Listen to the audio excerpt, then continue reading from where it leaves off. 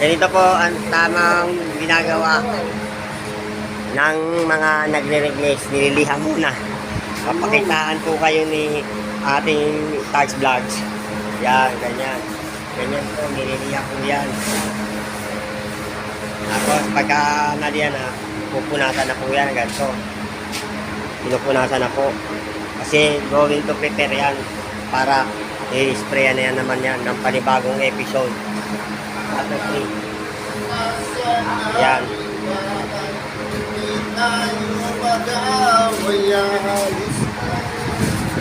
Yan. Mga ninilihan na po yan. Mga ninilihan na po yan. Tapos kanito na naman. Ito. Bago na naman natin gagawin na sprayan. Ayan. Yan po ang tamang. Vlogger. Yan, vlogger po yan. Vlogger yan.